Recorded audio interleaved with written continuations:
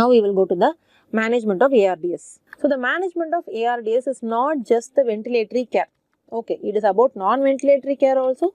It is about recruitment maneuvers also. Okay, so in ventilatory care, it can be either a non-invasive ventilation also possible like HFNC or invasive ventilation.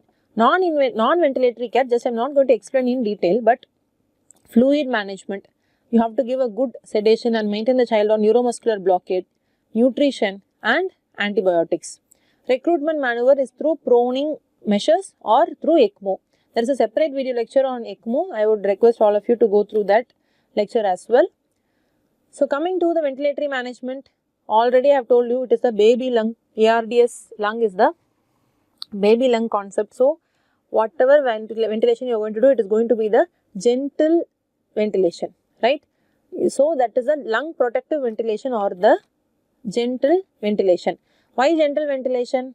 To prevent the ventilator-induced lung injuries, to prevent barotrauma, volutrauma, oxytrauma. So, in a child with ARDS, low oxygenation and high CO2 levels are acceptable. I don't want PO2 80%, 80 millimeters or 100 millimeters of mercury. I don't want PCO2 of 40 or 45 in a child with ARDS. Even a child with ARDS, even 80 millimeters of PCO2 is still acceptable in certain situations. Okay, so what we want is we are only going to ventilate that baby lung, not the entire lung. Remember that. So permissive hypoxia and permissive hypercapnia is acceptable. But what is permissive hypoxia and hypercapnia, we will see. So concentrate here. So permissive hypoxia is PO2 even up to 88, up to 50 to 88 is acceptable. Saturation up to 88 is acceptable. Okay. Hypercapnia is if the pH is more than 7.15, even a PCO2 up to 90 is also acceptable, provided my pH is more than 7.15.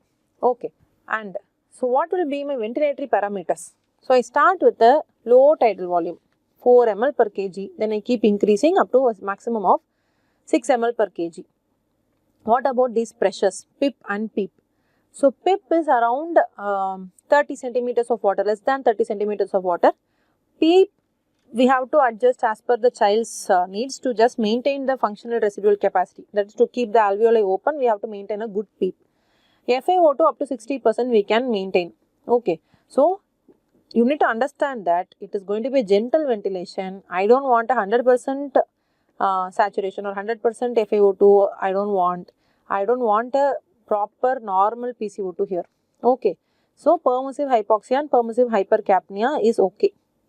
So, I was talking about this baby lung concept, isn't it? So, what is this baby lung? Here in the CT imaging, if you can look at the lungs, so all these have become atelectatic. The basal or the posterior part has become very atelectatic.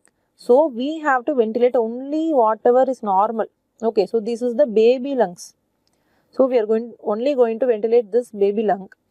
What happens if you are going to ventilate at high pressures or high tidal volumes? Just look at this image here. So, these are the various alveoli.